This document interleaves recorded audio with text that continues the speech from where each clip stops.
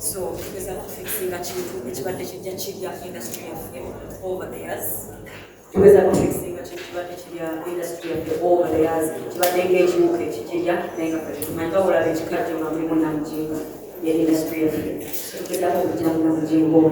think it's so much as a unit.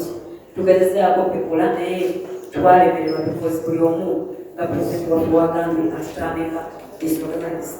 Abantu bangi bafuna mu disorganization yaffe n'ignorance yaffe obutamanya bulungi emirimu zaffe kati tubaddewo nebbanga eriwerako batugezaako okuyiga mulimu gwaffe munda mu byenda byagwo ate era tumanye n'engeri y'okuprotectinga kubanga munaanibwa otakuuma kikyo ani anakikuumire so tetuseerera wano okutegeeza ye music business yaffe or what you call the music industry strictly about the federation kubanga federation twagala etuwenga umbrella eprotectinga ebyebirina tugenda kuba tuwuliziganya ebizibu byaffe ebyaba art industry ebiri mu music then tumale tuwulize ensonga zaffe ki zetuyinza solutions tuyinza kukikola tutyokweyongerayo maaso moving forward kibiina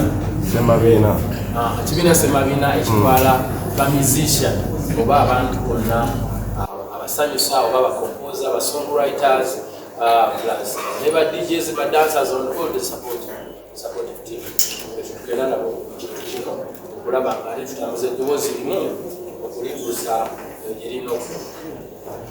Ensonga lwaki twasalawo tukaminga this idea of coming together tusobole okuba nga twogeza eddoboozi limu twansonga tubadde divided solo ate tetufunyeemu atubali tusaba tubeereko united ate tulabe nakyo kiyinza kututwalawo era nga ensonga lwaki ffenna mutulaba tukuŋŋaanidde wamu okulaba ate tugezaako okutema empenda tusobole tutobekulakulamu ebiseera ebisinga namuntu kimanyi bulungi abantu batutambinga disorganized ensonga lwaki wabaawo abayimbi abavudde bulaayo okujja wano ne bakola emirimu emirungi wano ate tebamaliriza batuliza feedback egamba nabano bande badde ku level eyo badde disorganized.